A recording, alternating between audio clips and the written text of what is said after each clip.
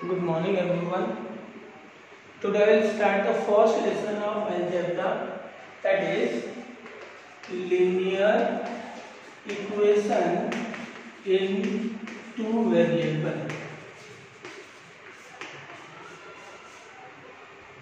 ये तो हम पढ़ेंगे, उससे पहले थोड़ा कुछ समझते। देखो ये सब करने की रीजन क्या है ना, भी हमारे पास जो टाइम है वो बहुत कम होते जा रहे थे। इसकी वजह से अगर हम अभी से स्टार्ट नहीं किए फिर उस टाइम हमको टाइम कम मिलेगा तो बहुत पछताएंगे फिर उस टाइम। छोटा सा मोरल सुनो, बहुत दिन से मोरल सुना है नहीं।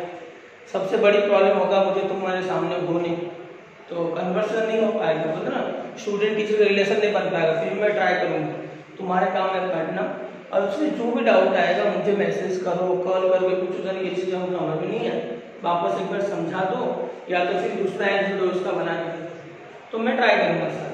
तो अभी मोरल क्या सुना आज, मैं तो पहले ही सुनाया था कि जब दुनिया में तूफान आता है और जो से बारिश आता है, आंधी आता है, तो दुनिया में हर एक प्राणी, हर एक जीव क्या करते हैं ना, अपने घोंसले, अपने घर, अपने जहाँ पे भी रहते हैं वहाँ पे भागते हैं डर के हमारे। बट ऐसा एक प्राणी होता है, ऐसा एक जीव होता है जो इस सबको कोई फर्क नहीं पड़ता है। उस जीव का नाम क्या होता है? चील। मैं पहले बता दें, इसको हम लोग ईगल बोलते हैं, क्योंकि इसका जो ऊंचाई होता है वो तूफान की ऊंचाई से ऊपर होता है। इसका मतलब अभी समझाने का रीजन क्या है, अभी जो आगे जाएगा हमको पढ़ना शुरू होगा, पढ़ना भी है, हमको एग्जाम भी देना है। हमारे तूफान तो एग्जाम है, जैसे टाइम है हमारे तूफान, आगे जाके हमको टाइम बहुत कम मिलेगा। बट अगर हम अभी से ट्राई किए होंगे, उस तूफान के ऊपर चल रहे हैं तो हम टाइम को एडजस्ट करके चलेंगे, तो उस टाइम हमको डर लगने की जरूरत नहीं है। बट अभी हम टाइम वेस्ट कर दिए, उस टाइम में लगे यार हमारे पास तो बहुत कम टाइम बाकी और हम लोग तो कुछ किए भी नहीं अभी तक बनाए। तो इसीलिए ईगल जैसा बनने की कोशिश करेंगे, ट्राई दोनों करेंगे, मैं करूँगा तुम भी करो। घर पे बैठ के सबको ही मोबाइल मिल रहा है, किसको मोबाइल नहीं मिल रहा है ऐसा नहीं है, सब मोबाइल लेके गेम खेल रहे हैं, टाइम पास कर रहे हैं। तो बेटर हम इसी में टाइम यूज करते हैं, इसी में हम अपने टाइम को यूज कर लेंगे तो हम पढ़ाई भी हो जाएगा। चलो अब स्टार्ट करते हैं। पहले लेसन का नाम क्या है? Linear equation in two variable. तो लीनियर का मतलब है, लेसन का मतलब समझते हैं। लीनियर का मतलब होता है एक्चुअल में लाइन, जैसे हम साइंस में पढ़ेंगे लीनियर मोशन होता है जो लाइन में मूवमेंट होता है, सर्कुलर मोशन जो सर्कल में मूवमेंट होता है। बट अलजेब्रा में इसको लाइन नहीं, थोड़ा और पढ़ेंगे, इसको बोलेंगे पावर 1। कोई भी एक्सप्रेशन में अगर पावर 1 हो जाता है, अगर पावर उसका 1 होता है तो उसको लीनियर बोलते हैं। इक्वेशन का मतलब क्या मतलब है? When there two side with an equal sign, दो साइड रहते हैं इक्वल साइन, तो you learn it is an equal sign. Equation मतलब क्या होता है? Equal sign. टू वैल्यू मतलब होता है टू अल्फाबेट। अगर दो अल्फाबेट हो गया तो उसको बोलेंगे two linear equation, two value. अभी लीनियर इक्वेशन से पहले बेसिक क्या होता है, जैसे हम 7th में पढ़े थे पॉलिनोमियल्स होता है, इसका एक्चुअल बेसिक होता है। अभी बेसिक में चल रहा है पॉलिनोमियल्स। ये पॉलिनोमियल का बेसिक क्या हो जाता है ना, अलजेब्रिक एक्सप्रेशन।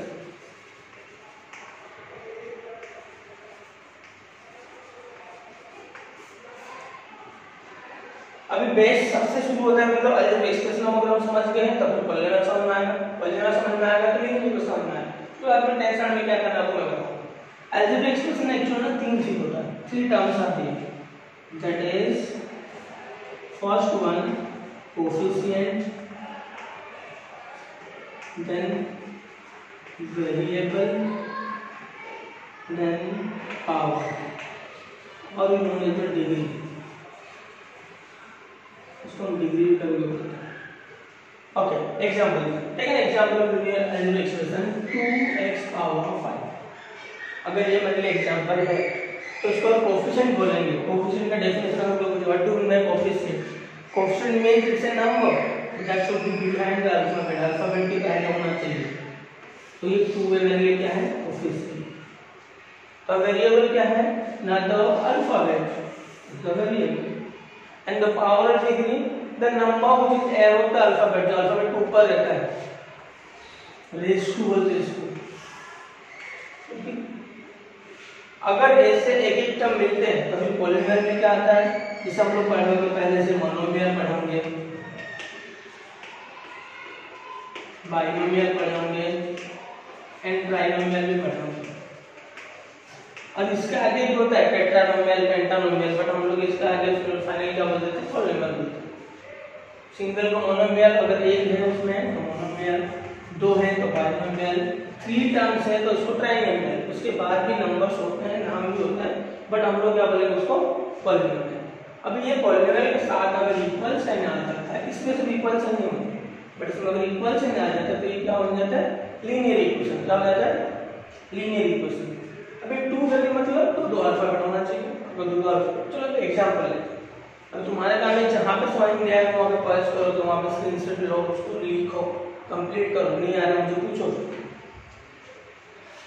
ओके, अभी हम लीनियर इक्वेशन 2 वैल्यू का एग्जांपल लेते हैं। इधर बेसिक जो मैं बिठा रहा हूं, पहले है तो तुम लोग मुझे पूछ नहीं पाओगे, अभी तो सबसे बड़ी प्रॉब्लम है मेरे लिए। ठीक है, फिर ट्राई करते हैं। Example, if I say 2x plus 5 is equals to 0, 2x square plus 3x plus 7 equals to 0, 2x plus 7y, 2x plus 3y plus 3z is equals to 0, 2x plus 5y equals to 7। बहुत सारे example के लिए थोड़ा समझा दो। देखो इसमें से कौन सा ऐसा इक्वेशन है जो मेरा पूरा इस नाम को समझा कि लीनियर इक्वेशन 2 वैल्यू। इसमें देखते हैं कौन सा equation. First one power 1, variable के ऊपर से नंबर देखना होता है, अगर कुछ नहीं लिखा है तो पावर 1 लिखा है तो नंबर हो जाएगा। ए हो गया पावर 1, दैट मींस ये वाला स्टेप सेटिस्फाइड है, equal sign is there, satisfied है। बट 2 अल्फाबेट है, देखिए अल्फाबेट है, that means this is not a linear equation in 2 variables, it's a linear equation in 1 variable। now here power 1 होना चाहिए, but यहाँ पे पावर क्या है, पावर 2, तो पहले कंडीशन कंफर्म हो गया, सेकंड कंडीशन इक्वल साइन है, थर्ड कंडीशन 2 आ गया, तो सेम ही अल्फाबेट रिपीट हुआ है, दैट मींस थर्ड वाला भी wrong, that means it's not a linear equation। तो क्वेश्चन आएगा सर अगर पावर 2 तो उसको कौन सा linear equation बोल सकते हैं, this type of equation is called as the quadratic। अभी हम पढ़ेंगे सेकंड लेसन में quadratic equation. Then third one power 1, दोनों में कुछ नहीं मतलब 1, equal sign is not there, 2 variable is there, that means it's not equation, it's mainly polynomial. ये पॉलिनोमियल हो सकता है बट इक्वेशन नहीं होता। ना third one power 1 is having power 1, equal sign is also there, but in case of 2 variables there is a 3 variable, so you can say the name is that linear equation in 3 variable, it's not 2 variable, but the last and final one is that in terms of power will be 1, equal sign is there and 2 alphabet, and now this one is the linear equation in 2 variable। ये थोड़ा सा idea है कि linear equation किसको बोलेंगे, जो पढ़ रहे हैं उसमें से क्या ऐसे होगा जिसको बोलेंगे वो लिनियर इक्वेशन है। अब इसमें कुछ जानने वाली बात देखो क्या होता है, पहले standard form of linear equation. Standard form is the ax plus by is equals to c, ax by equals to c। Now standard form देखते तुम्हें लगेगा यार इसमें तो 5 ही वेरिएबल है, नो, जो a b c are constant number, ये कंस्टेंट नंबर होते हैं, इसमें नंबर्स होते हैं, कुछ भी नंबर लिख सकते हैं, इसलिए हम एबीसी डालते हैं। X Y is the variable,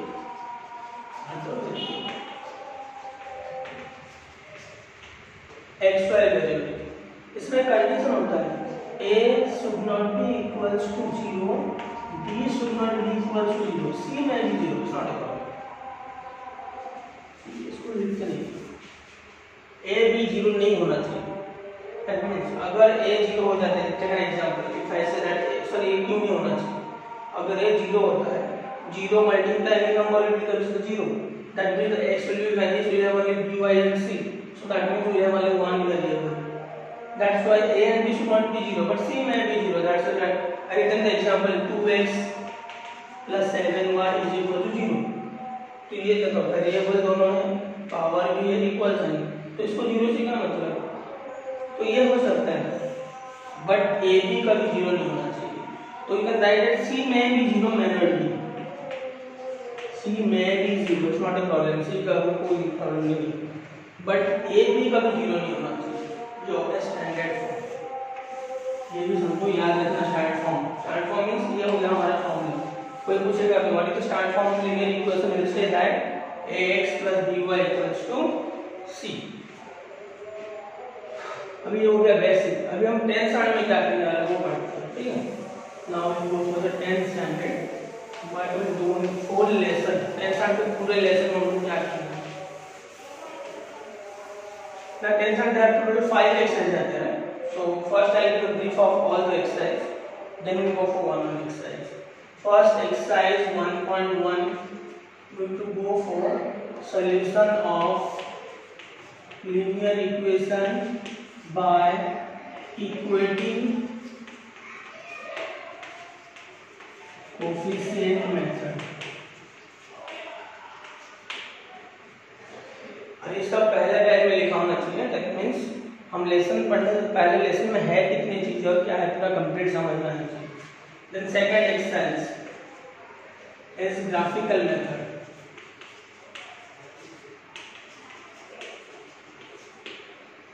third exercise Cramer's rule. Actually that is the determinant method.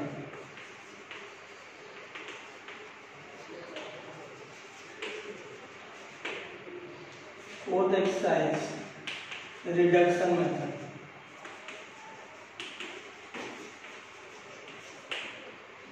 And fifth exercise is the word problem.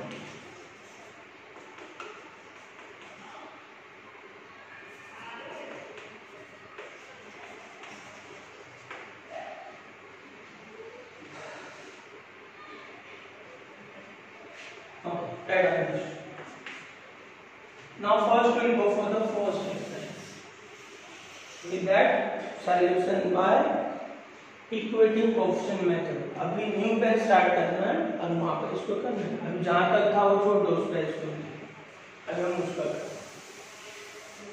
इसमें कुछ स्टेप्स होता है, तो इसमें स्टेप्स बताऊंगा करना.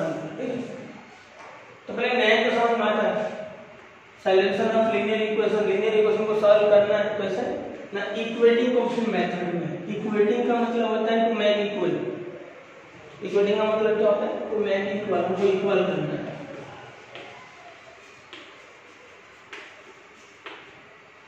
कोएफिशिएंट मतलब क्या होता है, जो नंबर जो हम बोले थे ना ये वेरिएबल से पहले होता है. Coefficient method means it's a process by which we will do the coefficient same, then we go for the solution. Question हमको सेम करके कर. तो इसमें क्या करता है, द क्वेश्चन में तुम्हें दो दिया होगा इक्वेशन. दोनों इक्वेशन में कोएफिशिएंट को हमको चेक करना है, कौन सा कोएफिशिएंट मतलब इक्वल है या इक्वल नहीं है, तो कैसे हम इक्वल करेंगे वो करके फिर इसको सॉल्व करेंगे. चलो एक एग्जांपल लेते हैं. चलो एक एक्टिविटी दिया क्वेश्चन नंबर 1 में. मैं क्वेश्चन नंबर 1 करता हूं, फिर तो क्वेश्चन करूंगा. क्वेश्चन नंबर 1 लिखा एक्टिविटी.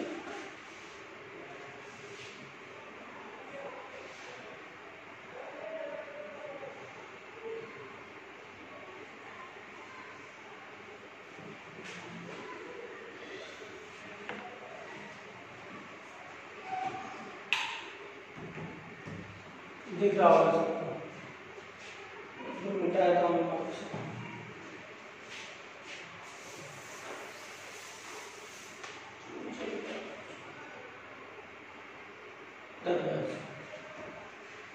इक्वेशन दिया है 5x + 3y = 9.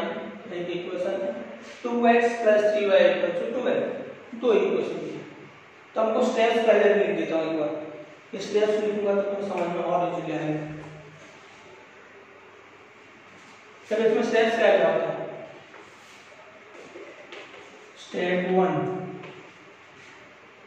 Naming equation.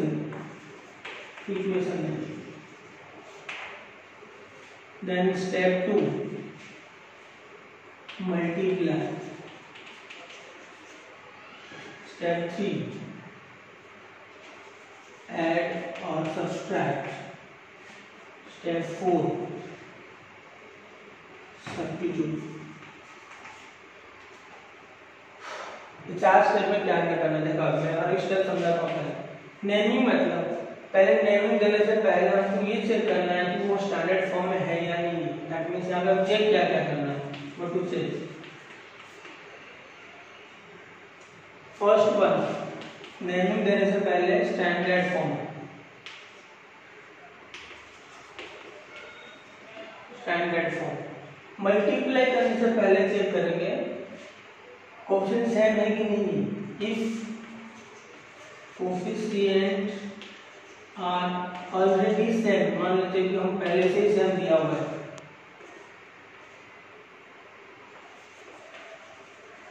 Already same दिया हुआ है तो मल्टीप्लाई नहीं करेंगे, नो नीड ऑफ दैट। अगर नहीं है तो मल्टीप्लाई करेंगे। थर्ड स्टेप ऐड और सब्सट्रैक्ट, इसके लिए क्या करना होगा, if same sign then that time we will do subtract, if different sign we will do add। और ये साइन किसका चेक करना है, जिसका कोएफिशिएंट सेम होगा। मैं एग्जांपल में बताऊंगा जिसका कोएफिशिएंट सेम होगा उसी का। जैसे एग्जांपल ले लो तो फिर कंफ्यूज हो जाओगे। मान जैसे दिया हुआ है 7x - 3y = 9। अब हम देखेंगे किसका कोएफिशिएंट सेम है, ये तो सेम नहीं है, ये दोनों सेम है, तो ये दोनों का साइन के ऊपर डिपेंड करता है ये वाला चीज। अगर ये दोनों सेम है, अपोजिट साइन है, तो हमको क्या करना होगा, ऐड। अगर ये प्लस हो जाता तो हमको क्या करना होगा, सब्सट्रैक्ट। इसमें नहीं, और मान लीजिए -2x + 3y और दिया है 2x - 3y - 7y = 9। अभी थोड़ी सेम कौन सा, ये दोनों से, तो इन दोनों का साइन देखो, ये माइनस में ये प्लस में डिफरेंट है, तो हम उस टाइम में क्या करेंगे, ऐड। तो उस किसका साइन देखा फॉर्म आ गया ये। अभी फोर्थ स्टेप क्या था, सब्स्टिट्यूट। सब्स्टिट्यूट कैसे, सब्स्टिट्यूट करके कैसे करना है, गो फॉर द इजी इक्वेशन। जो सबसे इजी इक्वेशन है ना वो ढूंढना है, ढूंढ के हमको सब्स्टिट्यूट करना है। चलो एक बार इसको मैं रिपीट करता हूँ। स्टेप 1 में क्या इक्वेशन है, तो नेमिंग देखने के पहले चेक करेंगे स्टैंड फॉर्म है कि नहीं है तो स्टैंड फॉर्म में करना है। स्टैंड फॉर्म याद है कौन सा, वो है x + by = c। Number right में होना चाहिए, xy लेफ्ट में होना चाहिए। देन सेकंड स्टेप मल्टीप्लाई करने से पहले चेक करेंगे if the coefficient are same then no need to multiply, the coefficient are different then you multiply. Coefficient are already same है, if the coefficients are different, अगर coefficient क्या है, different, तो हमको क्या करना होगा, मल्टीप्लाई करना, कोई भी एक coefficient. Then third one add और सब्सट्रैक्ट, इसके लिए क्या करना होगा, साइन चेक करना होगा। और किसका साइन चेक करना होगा, इक्वल कोएफिशिएंट का साइन चेक करेंगे। अगर वो सेम है तो सब्सट्रैक्ट करेंगे, डिफरेंट है तो ऐड करेंगे। फोर्थ वन सब्स्टिट्यूट, और सब्स्टिट्यूट करने से पहले क्या चेक करेंगे, इजी इक्वेशन, कौन सा इक्वेशन हमारे लिए इजी। चलो देखते हैं फर्स्ट क्वेश्चन, ये स्टेप रहने दो, एक्टिविटी करते हैं।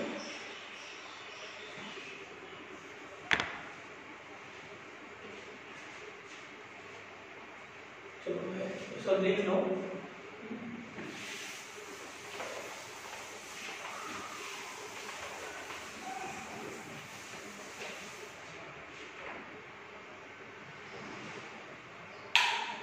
ओके, 5x + 3y = 9 दिया हुआ है और 2x + 3y = 12।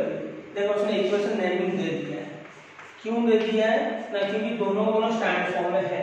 जो पहले लिखा था स्टेप सारे स्टैंड फॉर्म मतलब xy लेफ्ट में होना चाहिए, नंबर राइट में होना चाहिए। सेकंड स्टेप मल्टीप्लाई, अगर मल्टीप्लाई करने से चेक करेंगे कोएफिशिएंट सेम है कि नहीं है। अगर कोएफिशिएंट सेम है तो मल्टीप्लाई करने की जरूरत नहीं है। 5 और 2 डिफरेंट है, 3 सेम है, अगर सेम है तो हमको वहां मल्टीप्लाई करने की जरूरत नहीं है। दैट मींस वो सेकंड स्टेप होगा। थर्ड स्टेप में जाएंगे ऐड या सब्सट्रैक्ट। अब बताओ जिसका कोएफिशिएंट सेम है वो साइन सेम है कि डिफरेंट है, साइन सेम, तो हमको क्या करना होगा, subtract. Let us add the equation दिया हुआ है, ओके, दैट मींस यहां पे चेंज करना हमको साइन, क्वेश्चन बुक में नाम नहीं है।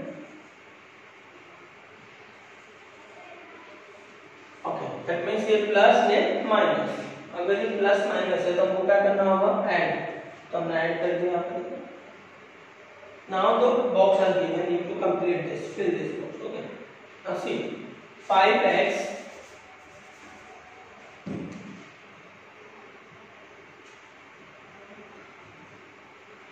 5x plus 2x, so we'll write here 7x, but x is already there, so only we'll write 7.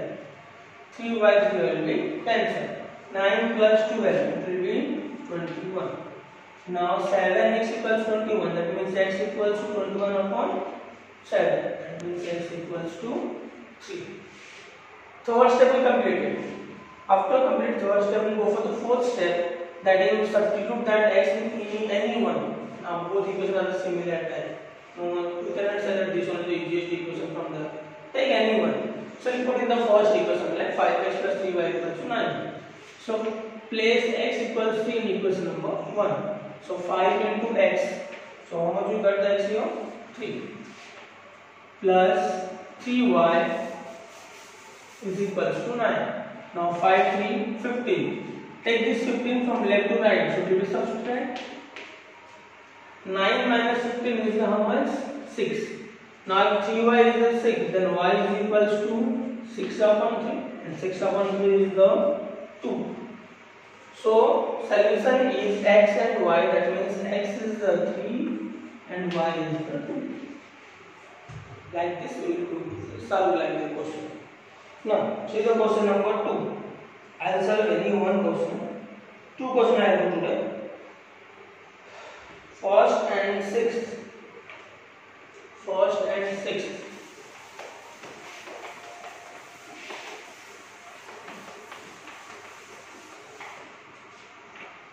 Then question लिख लो क्लियर है। फर्स्ट क्वेश्चन लिखना है सबको, that is 3a plus 5b is equal to 26. a plus 5b is equals to 21, 22. दो equation.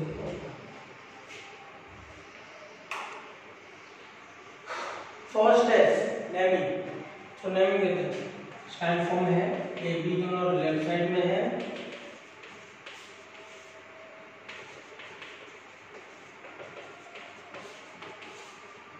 Second step, check the coefficient, multiply करना है कि नहीं करना है। कोफिशिएंट यहाँ पे 3, यहाँ पे कुछ नहीं मतलब 1, यहाँ पे 5 5 सेम आ गया ना, तो हम मल्टीप्लाई करेंगे। सेकंड स्टेप है। थर्ड स्टेप ऐड या सब्सट्रैक्ट। उससे पहले चेक करना है कि साइन सेम है तो क्या लिखेंगे, subtract. Equation 1 and equation 2। So 3a plus 5b is equal to 26. a plus 5b is equal to 20. In case of subtract, the sign going to be changed. This plus will be minus, this plus will be minus, this plus will be minus. 5 5 cancel. 3a minus a is the 2a is equal to 26 minus 22 is the 4. So if you cancel, a is equal to 2. Now complete the third step. First step, second step नहीं. Now we go for the fourth one, that is place. अब इस a को place करना है, कौन सा easy लग रहा है तुम्हें? लग रहा है फर्स्ट वन इजी है, उसमें दोनों मल्टीप्लाई, बट सेकंड वन तो एक ही है, सिंपल है, मल्टीप्लाई में नहीं है। So can place a in equation number 2, equation number 2, that is a plus 5b is equals to 22. a का जाकर कितना है, 2 plus 5b is equals to 22. Take this to the right side. So 5b equals to 20. So again 5 into 20. After getting a, b, we will write here solution is a comma b is equals to 5 comma 4. Sorry 2 comma 4. और बार समझाता हूँ फिर देखो question क्या था, 3a plus 5b equals 26, a plus 5b equals to 22. Steps चारों याद रखना, कंफर्म वाला स्टेप याद रखना। First step name, second step multiply, third step add और सब्ट्रैक्ट, 4 स्टेप सब्स्टिट्यूट। नेमिंग से पहले आपको चेक क्या करना होगा, स्टैंडर्ड फॉर्म,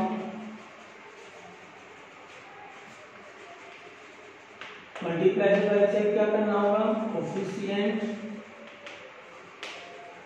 उसके बाद यहाँ क्या रखना है, अगर कोफिशिएंट सेम है तो मल्टीप्लाई नहीं करना है, सेम नहीं है तो मल्टीप्लाई करना है। ऐड सब्सट्रैक्ट के लिए क्या लिखना है, साइन, अगर सेम है तो उनको करना है सब्सट्रैक्ट, और साइन अगर डिफरेंट है तो हमको करना है ऐड। ना सब्स्टिट्यूट के अंदर क्या लिखना है, इजी इक्वेशन कर देना है। कौन सा इक्वेशन हमारे इजी, इसमें सब्स्टिट्यूट करेंगे तो बेटर रहेगा। आगे सब्स्टिट्यूट हम कैसे नहीं कर सकते, बट इजी के लिए हमारा टाइम भी बचेगा और इजीली समझ में जाएगा। चलिए पहला स्टेप देखते हैं नेम, हमने नेम दे दिए क्योंकि ऑलरेडी शॉर्ट फॉर्म में है। सेकंड देखते हैं कोफिशिएंट, कोफिशिएंट इतना सेम नहीं, इतना सेम है तो फिर मल्टीप्लाई जरूर करना, सेम नहीं है तो भी मल्टीप्लाई। तो हम थर्ड स्टेप में आ गए, ऐड या सब्सट्रैक्ट। अभी देखते हैं जो कोफिशिएंट सेम है उसका साइन सेम है कि डिफरेंट है, सेम, तो सेम है तो हमको क्या करना है, सब्सट्रैक्ट।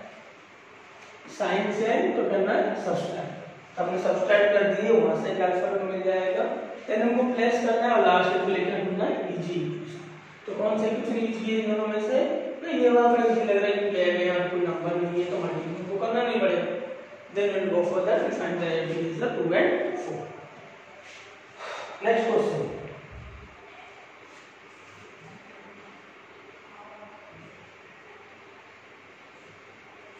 अभी अगर तुम लोग पास में होते मैं पूछता कि इसमें से कौन सा क्वेश्चन कराओ बोलो तो कंपल्सरी सारे बच्चे बोलते हैं सर एक काम करो ना, ये 6th क्वेश्चन ड्रॉ करो।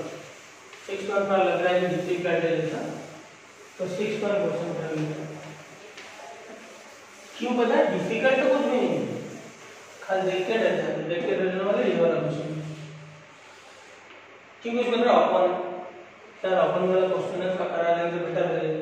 तो देखो 1/3x plus y is equal to 10/3, 2x plus 1/4y is equal to 11/4। Okay, we'll do.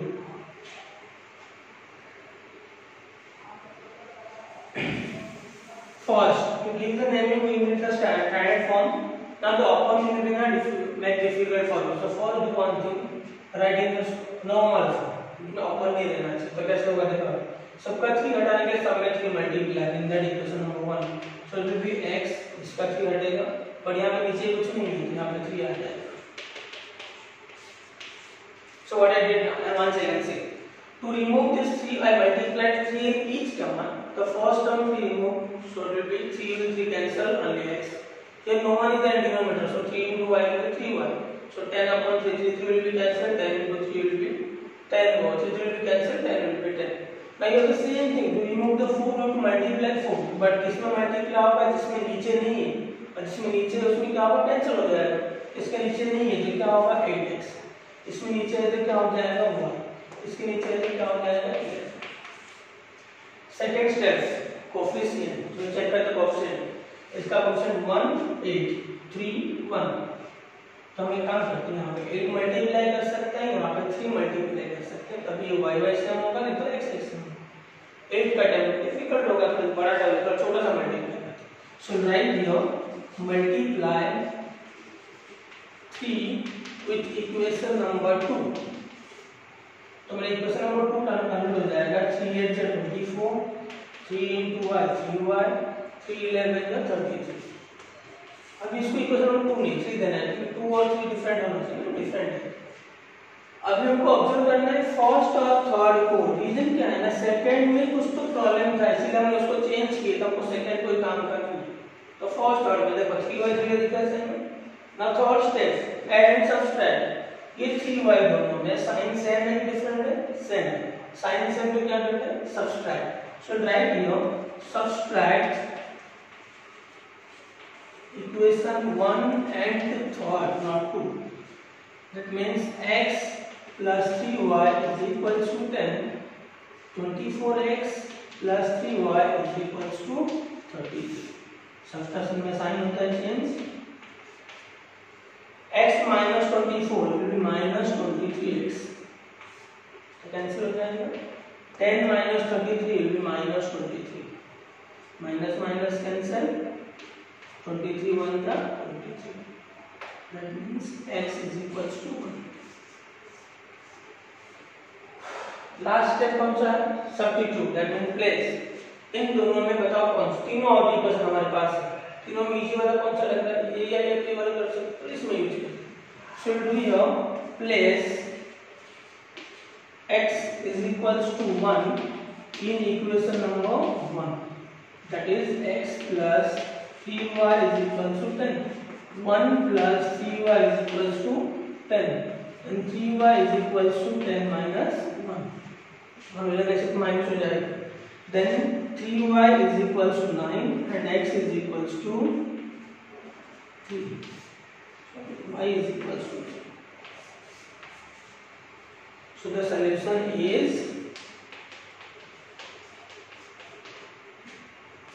1. ठीक, क्वेश्चन नंबर 6 आज में करना है.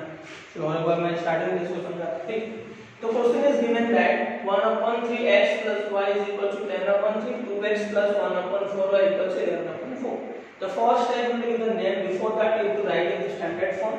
This should not be any open and it will make difficult. So if I convert it to a linear equation format, so you multiply 3 because you have the denominators are 3 here. So you multiply 3, this 3 will be cancelled, only x. Here no one is there in denominator, so 3 into y will be 3y. Here 3 will be cancelled, that will be 10. Now the same thing here, 4 we have to remove, so we multiply 4. Here nothing is there in denominator, so 4 to the 8. 4 will be cancelled, y 11/4 will be 4 cancelled, it will be 11. After the first step, second step we will go for the coefficient. If the coefficient are same, then we will not multiply, but if the coefficient are not same, we will multiply because we have to make the same. So now observe the coefficient. Here 1, here 8, here 3, here 1. So coefficients are different. So if you want to make the x coefficient same, you will multiply 8 here. If you want to make y coefficient same, you will multiply 3 here. Any one you have to make the same, not the whole. So we multiply 3 in equation number 2, multiply 3 with equation number 2. So 3 8 24, 3 into y 3y, 3 11 33. After getting the equal coefficient are same, we will go for the third step, add or subtract. Which coefficient are same? This 3y 3y. If they both are the same, the sign are the same also. When the sign same, we will go for the subtract. Subtract equation first and third, not the second. Remember that. क्योंकि second में थोड़ा problem था, इसलिए हमने third को convert किए थे. Then when you do the subtraction, you have to change the sign. Now x minus 24 will be minus 23x. It will be cancelled. 10 minus 33 is the minus 23. Minus cancelled. 23 1 is 23. So x equals 1. After letting x equals 1, substitute that x in equation number 1. So place x equals 1 in equation number 1.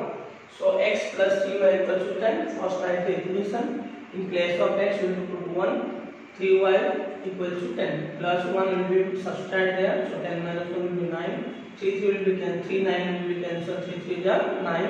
So y equals to 2. So got the two number x and y, that is 1 and 3.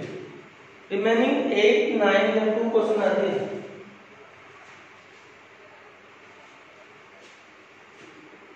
Yeah, 7 and 8. 2 questions are there. That I will explain. It will be easy one, but a different method. We will do it. Tomorrow I will go for that and the next exercise also. Bye.